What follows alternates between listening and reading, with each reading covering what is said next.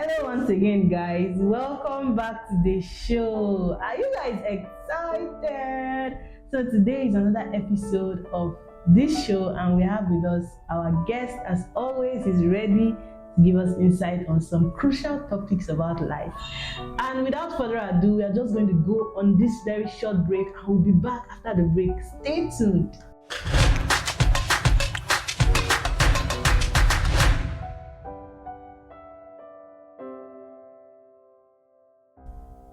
Welcome back from the break. So like I said, we are going to be speaking on a topic that is very crucial, you guys.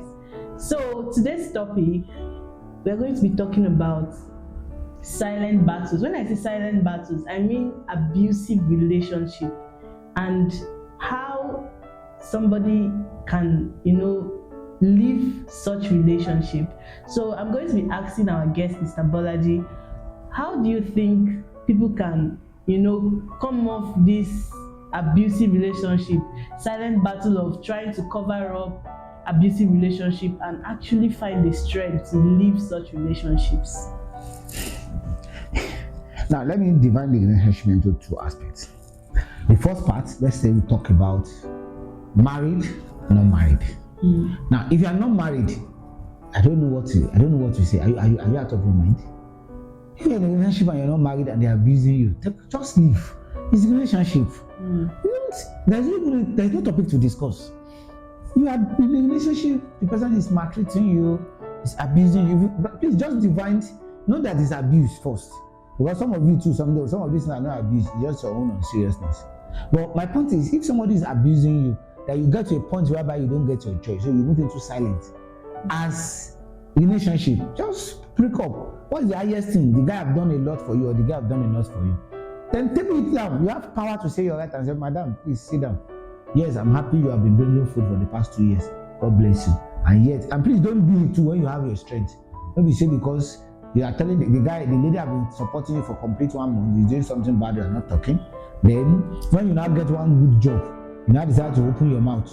How that you too, there is something wrong with you. There's something wrong with you. Even though that's what most other people will do, but that's not the right thing to do. But I'm saying that you can sit the person down and say, look, these are things that is coming on, and I cannot cope. So please, it's better we go on our own way. Anybody that want to get hurt to get, or anybody that want to have heartbreak to have heartbreak, I must have my joy. I must have my peace. I can't just be mooting and get silent and get angry. No, so that's that. Now let's talk about marriage. In marriage, now that's where the bone of confession comes. So when you go into marriage, the major challenge in the marriage section is whatever happened within the marriage, the society have let us believe that we practically don't have a say. I don't know how they make the divination. I don't know why. I know most of these factors was taken from religions, Bibles, and the likes that you should not leave your wife and not leave your husband. Well, especially when there are kids involved in the situation. I understand. And to be sincere, most of the time when issue of kids come in, we see it as a tide mark because we know that if both of them go their separate way, the kid will suffer. It's the truth. But let me tell you something. If you die, what will happen? If one of them die, what will happen? You remember that gospel artist that died? Now the question now is, the kid now, what happened to them? That's true. So if the wife now, if the husband now choose to marry again, if you have even start marrying another person again, what will happen? Do we even hear anything about it again? Who will even marry? How many people even follow the story? So I'm just saying that this is some of those things. There is a lot of like the word hypocrisy in marriage. People just want us to be caged down. Marriage is meant to be enjoyed, it's meant to be sweet, not a cage. But somehow we have admitted to accept marriage to become a cage in our life. And to me, it baffles me when most of us just settle down for the cage, especially the society part. If you are there and you have your problem is in silence. Now, when you talk about silent treatment, there are two ways in marriage now. You see, in marriage, if you have not get to the abuse, meaning that both of you are not fighting, both of you are not beating each other, like no physical contact, let me put it that way. You are just, everybody just doing that. Sometimes you solve the problem, sometimes you don't. And if that's the case, both of you just enjoy yourself. Make sure you find another thing that gives you joy. If it is your work, love your work like the devil. If it is your friend, that one is really dangerous. If it is movie, love the movie as much as possible.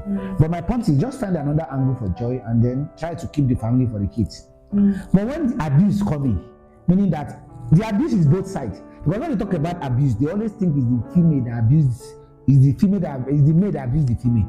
Because they assume that it's only male that's trying to beat the male. It's a lie. Female can still abuse the male. What's the scenario whereby a guy is married, providing the house, and yet there is no food for him? Is this another means of abusing? That's emotional trauma. And there's nothing you can do. What about scenario where there is one street I used to walk then to watch on Facebook? The man dropped money for things to be done for the kid in the house. The woman claimed that he's the one that is doing for the kids. So when the kids grow up, they assume the man is not doing anything. What about that? And then that becomes the attitude towards the father. So the point I'm trying to make is both sides. Now, when you get to a point whereby there is no physical contact, meaning that there is no beating, find your choice. But when it is becoming violent, beating, denying of sex, that's some of the things that come: denying of sex, beating, that's physical beating, denying of food, disrespecting, and it's coming deeper and deeper and deeper and deeper. If you can't cope on it and you are not having your job, please leave the relationship or break up the marriage. Now, before you break out, try your possible best, if possible, to make sure that the entire scenario of what is happening, you can practically see that this thing, though, there is no solution. Like you've tried multiple options for solution, but the solution is not forthcoming. Don't just make one decision and fly away, because even if you say you are marrying another man or marrying another lady, you will still face the same thing. It's really in every way. The only thing is, for a guy, it's a little bit safer. For a lady, it's worst. If you are living your marriage as a lady, it's the worst thing. For a guy, it's still somehow to some extent manageable, which I'm not encouraging that. I'm just saying that if he's got abuse and he's beating you, leave the relationship, leave the marriage. Because if you die, you see that kid you are talking about, they will still later give somebody that is not your consent. But if you are alive, you can still take some responsibility to make sure some things don't happen to the kid. You can make up your mind and say, no problem, at so time I'll take care of my kid myself. If you are brilliant enough, you can even say you are taking the responsibility of the kid. And if you are not brilliant enough, you have right to request from the lawyer that this person that I'm divorcing at the moment should pay a certain amount for the upkeeping of the kids. At least somebody is still fighting for the right of the kids. But if you die, what happened? The same lady that you think you have hypertension and you don't want to go and you die on top will come to your house and become the wife, and there is nothing you can do. Practically nothing. Because you are dead. The highest your family will come and say, Kai, if you know we will not forgive you, it still not change anything. And that guy, you see the and that is a very nice person. Even the thief is always a nice person after death. So what's the point? If he's getting abuse, pull out. Report to the nearest police station or the nearest authority and pull out of the marriage. Don't be fool. Don't be fool. And if you are saying, Kai, it's because he loves me. If the man loves you, he won't beat you. He can do anything for you, but he won't beat you. He can punish you. He can stab you, but he won't beat you. And all those ones self will not stay long.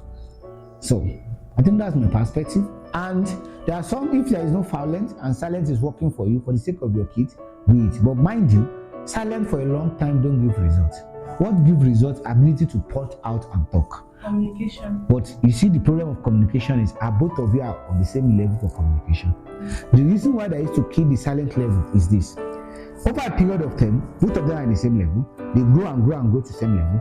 When the silent started coming, either one person is growing, one is not growing, or both of them are still in the level, or one have dropped in the way it was before it dropped. The other person is not growing, no. But the next is one of them have already dropped below the level of understanding, knowledge, and have on IQ. How did people drop? Your society, people around you, the information you feed yourself with on social media. As a matter of fact, what is killing this generation more is social media, Facebook, Instagram. If I have my way, say there's something they subscribe on Facebook. You will see something that if you are not careful, you have already reprogramming your life to mess up. Somebody will come home and say, how will you go to work since morning and come back and there's no food when you come back? Is that not stupidity? Send it back. That person that is talking is a young person. You have never even married in his life. You don't even know the ethic of the work in the house. You to now come back home. Once you did not prepare food, just one day. You say just nonsense. You know you're. Are you mad? If you can't prepare that day, go to silent mode. Enter your bedroom and sleep. If you can't sleep in peace, carry garri and drink. If you can't drink garri, go out and go to eatery. Get something for you and the kid, or if you come to get for him and eat. Ask why. Because both of you are busy, one way or the other. So, if it's getting violent, pull out. If it is something manageable, try to work it out. For the sake of the kids, if it's not violent, try to still work it out. Because any other relationship you are going to, you can't predict what will come out of it. Thank you.